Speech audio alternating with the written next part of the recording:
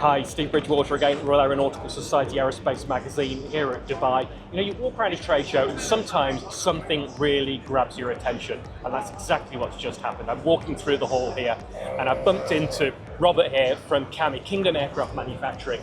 We've talked a lot in the magazine and on our socials recently about blended wing body airliners. This is a blended wing body business jet. Robert, tell me about this.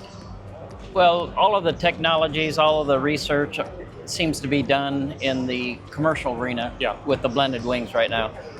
We found a niche that we thought was not covered, and so with that in mind, we looked at the business size, business class, blended wing jet, and this is what we come up with. So this is sort of Beach King Air sort of size? Absolutely, that'll be our target audience, Embraer, King Air.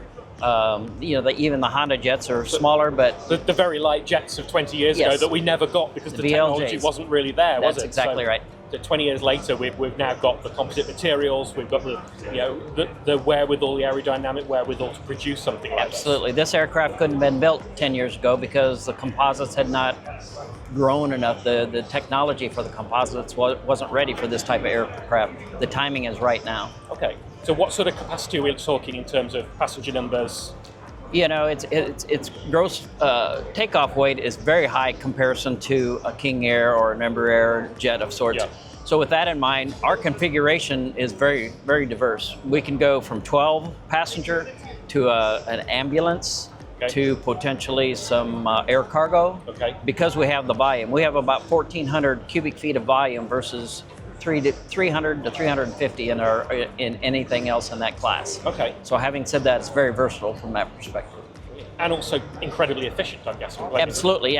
Yeah, it's obviously the blended wing is a whole-bodied airplane's wing. So yeah, we're getting about 10 to 15, probably 10 to 12% more efficiency from this airplane than you would a conventional. And do you foresee this being an owner-pilot aircraft, or the sort of thing that you would maybe charter from somebody, or maybe both? Yeah, no, I really think that this, whoever is flying a commercial or for a business jet now will have an interest in this, whether that be a private owner, whether it be a small business that does commuting back and forth to locations.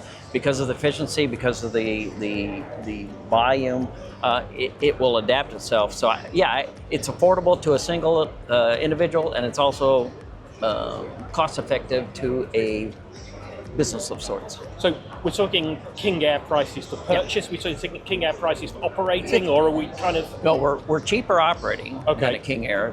Our upfront costs are probably 15 to 20% more than a King Air would be new. Yeah.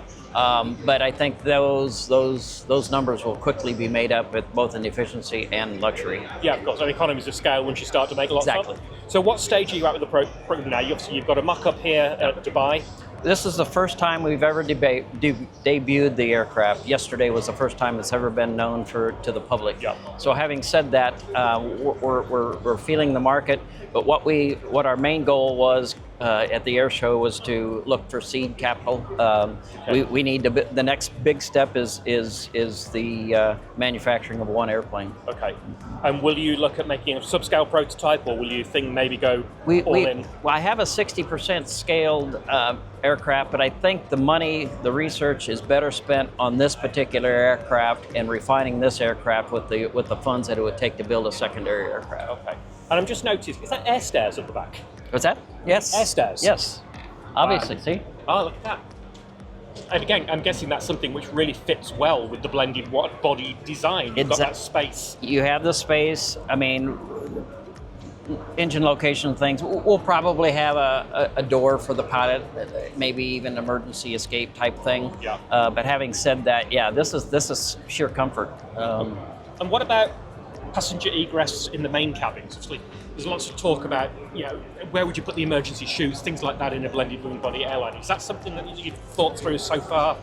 I haven't really gotten there as far as the design from that kind of thing. We were looking at the specifics as far as our data, our speeds, our weights, all of those kind of things. And that's where this aircraft, that's where this model came from. That's where we are in our design process, I guess. Brilliant. Well, blending wing bodies, we've said for a long time, the future is coming very, very quickly. Doesn't it make sense? I mean, if you can have a we call it Coca-Cola Hershey bar wing, Yep. it just, and you see this, which one looks more efficient?